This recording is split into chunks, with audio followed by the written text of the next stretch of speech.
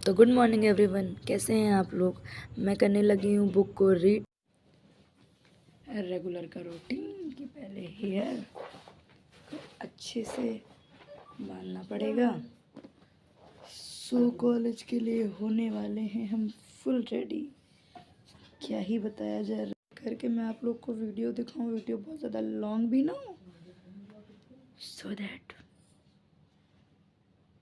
कैसी नहीं है, लेकिन हाँ अलाउ भी नहीं है, ऐसा कह सकते हैं। मैंने अपने बैग को कर दिया है ओके। टिफ़िन बैग बॉटल सब कुछ मैंने एकदम रख ली है। बैग को कर दिया है बंद और मैं जा रही हूँ। मेरी मोस्ट इम्पॉर्टेंट चीज़, इसको रखना बहुत। घर से निकल चुके हैं और देखिए